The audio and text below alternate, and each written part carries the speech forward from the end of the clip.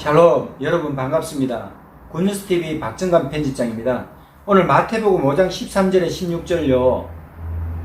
예수님께서 너희는 세상의 소금이다. 너희는 세상의 빛이다. 이렇게 말씀하셨습니다. 이 본문이 산상수훈에서 나와요. 마태복음 5장, 6장, 7장은 예수님의 산상수훈, 산에서 설교하셨기 때문에 산상설교를 하는데 수많은 군중들이 예수님께로 몰려옵니다. 5장 1절에 보면 예수께서 무리를 보시고 산에 올라가 앉으시니 제자들이 나아오니라. 수많은 군중들이 예수님께로 구름대처럼 엄청난 수천 명의 사람들이, 수만 명인지 모르겠습니다. 사람들이 예수님 설교를, 산상설교를 하실 때에 마이크도 없이 예수님 설교하시는데 공간을 재창조하시죠. 공간 활용을 엄청 잘하셔요. 그리고 2절에 보면 입을 열어 가르쳐 이르시되, 입을 열어 가르쳐 이른다는 것은 유대의 선생 랍비들이 교수법입니다. 입을 열어 가르쳐 이르시되, 그 입을 열어 똑바로 가르쳐서 일러주는 사람이 필요한 이 시대입니다. 왜? 어떤 색깔을 입혀가지고, 이념을 입혀가지고 이런 색깔로 이런 이념으로 자꾸 이제 색이 변화돼 버려요. 노란색이면 노란색, 빨간색이면 빨간색, 파란색이면 파란색, 이렇게 전달해야 되는데, 이념의 스펙트럼, 각자의 판단, 가치관의 스펙트럼을 통해서 색깔이 변질돼 버려요.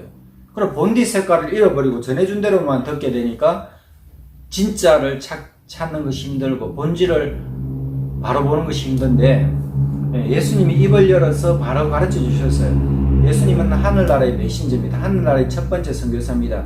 그래서 예수님이 이 땅에 오셔가지고 가르쳐 주실 때 바르게 가르쳐 주셨죠. 그리고 예수님 팔복을 말씀하시고, 오늘 여기 5장 13절에 16절에는 예수님이 우리 크리스천의 정체성 중에 소금이고 빛이다 그러시는 거예요. 오늘 13절에 보면 너희는 세상의 소금이니 만일 소금이 그 맛을 잃으면 무엇으로 짜게 하려? 후에는 아무도 쓸 데 없어 다만 밖에 버리워져 밟힐 뿐인데, 이렇게 예수님 말씀하셔요. 소금은 뭡니까? 맛을 내는 조미료에 음식의 풍미를 더합니다. 어찌 보면 절대적인 그런 요소입니다. 왜냐하면 마늘도 있어서, 또 양파도 들어가서, 또 고춧가루도 들어가서 맵게 짜게, 또 신맛도 내는 여러 이제 존재들이, 이제 음식 재료들이 있지만, 가장 중요한 것이 설탕이 단맛도 내고 이렇게 하지만 가장 중요한 것이 소금이 될 수밖에 없는 게, 소금 없이는 음식 맛을 내기는 너무나 힘들어요. 소금 없이도 음식은 됩니다. 근데 식당에 소금 없는 집은 없고, 어느 가정집이든 소금 없는 집에서 소금이 너무 절대적입니다. 대한민국 사람들은, 한국 사람들은 김치를 즐깁니다. 물김치, 갓김치, 배추김치, 총각김치, 겉절이, 수많은 김치를 즐기는데, 김치는 이제 발효되는 특성이 있죠. 배추를 소금물에 절이면 소금물이 간간하게 배어가지고 그것만 그냥 삼사 먹어도 될 만큼, 양념장 찍어서 밥을 삼사 먹어도 될 만큼 그렇게 소금은 절대적인 존재예요. 이처럼 소금은 맛을 냅니다. 근데 예수님께서 희한하게 또 말씀하셨는데, 소금이 맛을 잃어버린다 그래요.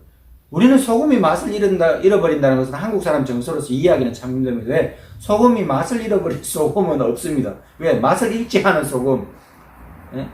10년, 20년도도 소금은 그렇게 맛을 잃지 않을 텐데, 유대인들은 또 어떻게 보면 소금이 맛을 잃어버리는 것 같아요. 이거는 제가 예수님 당시에 이것까지는 100%는 모르겠습니다. 근데 우리나라는 가공된 소금, 천일염이든 죽염이든 소금이 오면 맛을 잃어버리는 경우는 거의 드물거든요. 근데 예수님이 소금이 옛날에는 이제 지금처럼 가공하는 재료가 아니고 천연으로 가공해서 그런지 소금이 맛을 잃어버린다. 그러면 맛을 잃은 소금, 짠맛을 잃어버린 소금, 이것이 무슨 쓸모가 있냐? 예수님이 이 말씀하시는 거예요. 짠맛을 잃어버린 소금, 맛을 잃어버린 소금, 존재 가치가 없어서 사람들에게 버려서 밖에 버려지는데 밟힐버리는, 이거 무슨 말씀이에요? 심판의 말씀이에요. 엄청난 축복의 메시지고 긍정의 메시지고 가치관, 우리 인생의 가치관, 정체성에 대해서 확실하게 해주는, 없어서는 안 될 그런 존재가 소금인데, 맛을 잃어버리면, 존재 본연의 빛깔을, 정체성을 잃어버리면 사람들에게 밖에 버려서 밟힐 뿐이다 그러면, 이거 우리 잘해야 됩니다. 한국교회 크리스천이, 한국교회가 하나님 앞에 맛을 내는 존재로, 세상의 소금이다 그랬어요. 세상의 소금이니까 세상에 들어가서 소금 역할을 해야 돼요. 소금은 뭡니까? 음식의 맛을, 풍미를 더합니다. 제가 방금 배추에 대해서 말씀드렸는데 배추 절일 때 필요하고 음식의 어떤 요소에서 필수적인 요소입니다. 소금이 안 들어가는 음식이 없다 할 만큼, 그러니까 소금은 간을 맞춰주고 우리 음식에서 필수적인 요소인데 맛을 잃어버린 소금을 누가 쓰겠습니까? 밖에 버려버리고 밟아서 사람들이 싫어한다고 이렇게 나오는데, 한국 교회의 정체성, 우리 크리스찬의 정체성은 맛을 내는 존재. 우리가 세상에 들어가면은 세상이 우리 때문에 더 맛이 나고 우리 때문에 더 즐거워하고 우리 때문에 더 기쁘고 꼭 필요한 존재가, 그리고 바닷물의 3%, 3.5%는 소금물입니다. 왜? 바다에는 염분이 있어요. 바닷물에는 소금기가 있어서 염분이 있어서 바닷물이 부패가 되지 않는 거예요. 바닷물이 또 태풍이 칩니다. 바닷물에 폭풍이 일어나서 바닷물을 엄청나게 휘저어요. 그러면 또 더러운 것 없어지고 또 내려가고, 머물러 있는, 바다는 계속 파도는 치지만 바다 깊은 곳에 오염된 것, 잘못된 것들이 떠내려가고 새롭게 항구를 탈 때 탈바꿈하면서 이제 위치 이동하게 되는 것이 태풍인데, 근데 이 변하지 않는 것은 소금이에요. 예수님이 말씀하셔서 세상의 소금이다. 세상의 소금이라는 것은 바닷물 속의 소금처럼 이렇게 세상을 정화하는, 세상의 소금이니까 세상의 맛을 내고 세상이 부패를 방지하는 그런 역할을 해야 됩니다. 우리 크리스천이 들어가면 정직하기 때문에 정당하게 납세하고 또 정당하게 법을 지키고 정당한 방법으로 어떤 시작과 과정과 결론에 이르기 때문에 결국은 이 사람이 꼭 필요한 존재구나. 당신 꼭 필요한 존재입니다. 당신은 세상의 소금입니다. 당신이 우리 삶을 만나게 합니다. 당신이 없으면 안 되겠네요. 꼭 이 자리에 앉아 주십시오. 또 이 자리를 맡아 주십시오. 당신이 대통령이 되어야 되겠습니다. 당신이 하나님을 잘 믿으니 세상의 소금이 대통령이 되어 주시길 바랍니다. 당신이 장차관이 되어 주시길 바랍니다. 당신이 이 자리를 맡아 주시기 바랍니다. 하나님께서 자꾸 높은 자리를 이끄셔요. 왜? 선악 영향력을, 소금이 바닷물 있는 데 있고 없는 데 없는 것이 아니고 모든 바다에 소금이 있듯이 이렇게 하나님께서 우리 크리스찬을 귀하게 존귀하게 들어서시는 거예요. 구약 성경에 요셉이라는 인물이 있습니다. 요셉이 야곱의 아들인데 얼마나 고생했습니까? 근데 요셉은 가는 곳곳마다 자기의 맡은 역할을 소금같이 역할을 잘했어요. 보디발의 아내가 유혹해도 가정총무의 역할을, 보디발 집안의 가정총무의 역할을 잘했고, 감옥에 가서도 훌륭하게 자기 일들을 소금처럼 빛이 나는 거예요. 소금처럼 맛을 내는 거예요. 그러니까 빛나는 존재, 맛나는 존재가 되니까 하나님 앞에 쓰임받는 사람 돼서 결국 고난의 과정을 겪었지만, 수십 가지의 고난을, 100가지, 200가지의 고난을 겪었지만 결국은 요셉이 하나님께 훌륭하게 서게 되고, 어릴 때 꿈꾸었던 것처럼 집단들이 자기한테 절하고 해와 달들이 이제 또 절하고 이렇게 나오는데, 우리는 요셉처럼 세상의 소금과 빛, 하나님의 사람들은 항상 세상의 소금이 됐어요. 부패를 방지했어요. 하나님의 사람은 예언자로서 부패를 방지하고 제사장으로서 부패를 방지하기 위해서 백성들의 죄를 용서해달라고 하나님께 제사를 드리고, 이래서 소금은 맛을 내고, 예수님이 말씀하십니다. 14절에 너희는 세상의 빛이라, 산 위에 있는 동네가 숨겨지지 못할 것이고, 예수님이 우리 보고 빛이라 그러는 거예요. 근데 그냥 빛이 아니고 세상 속의 빛이라는 거예요. 세상 속의 소금이라서 맛을 내고, 세상 속의 빛이라서 세상에 어둠을 물리치는, 세상에 밝음을 주는 존재, 세상에 희망을 주는 존재, 세상에 용기를 주는 존재, 세상의 천국에 대해서 말해주는 거예요. 천국을 환하게 가르쳐주는 천국의 빛, 그게 세상의 빛이 되는 거예요. 예수님, 요한복음에 예수님, 나는 세상의 빛인데 세상에 온 참빛이라 했습니다. 그 예수님이 빛이기 때문에 죄를 짓는 사람들, 마귀에 속한 사람들은 예수님께는 안 나와요. 왜? 어둠에 속해 있으니까 자기의 것이 드러날까 두려워하는 거예요. 죄 짓는 사람이 백주 대낮에 죄를 안 짓습니다. 밤에, 어두울 때, 또 전쟁이 일어날 때 백주 대낮이 안 해요. 새벽에, 야밤에 기습 공격을 하는 거예요. 백주 대낮에 드러나는 것은 빛이에요. 그 어둠에 속하고 마귀에 속하고 악한 자에게 속한 사람들, 범죄자들은 빛을 싫어하는데 어둠을 좋아하는데, 예수님은 우리를 세상의 빛이라 했기 때문에 우리가 가는 곳에 더러운 것이, 추한 것이, 악한 생각들이, 안 좋은 인간관계가 다 없어져야 돼요. 빛은 세상을 밝게 합니다. 그리고 세상에 따뜻함을 줍니다. 사람들 간의 관계에 냉랭한데 부드럽게 해주고 따뜻하게 해주고, 그리고 어떤 조직이나 교회나 따뜻함이 있어야 돼요. 아, 저 사람한테 가면 내 문제가 해결되겠구나.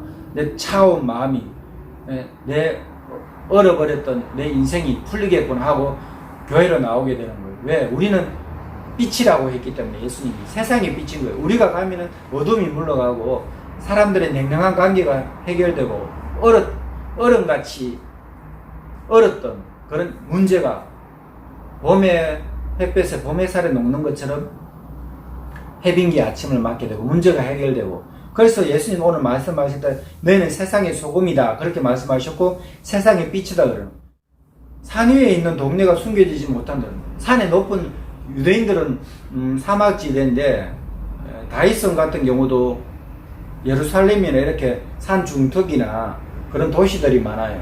바닷가 쪽에도 도시들이 있겠지만 바닷가 떨어진 어촌 마을도 있겠지만 산 중턱이나 이런데 도시들이 많아요. 그러면은 산 위에 있는 동네가 숨겨지지 못하는 거예요. 왜? 빛에서 비치기 때문에.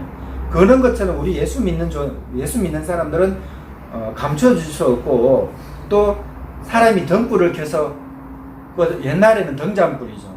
왜냐면 불 붙는 기름, 등불로 등에 불을 붙여요. 기름을 넣어서.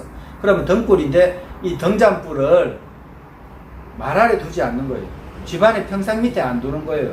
평상 밑에 말 아래 두지 않는. 우리가 이제 지금은 이제 뭐 자동화돼서 그렇게 안 하는데, 옛날에는 그거 이제 나무로 이렇게 사각형으로 이렇게 돼가지고 살 한 대, 두 대 이렇게 되는 그걸 말이라는데, 그 가정에서 쓰는 그런 이제 측정 기구죠. 저울같이. 근데 그런 거 밑에 안 둔다 그러는 거예요. 왜? 높은 곳에 있는 거예요. 비춰야 되기 때문에. 어두운 한쪽에 안 둡니다. 우리도 이제 지금 이제 원자력 발전되기 전에 어릴 때는 촛불이 있었어요. 정전도 많이 됐습니다. 우리 아버지, 어머니 세대에는.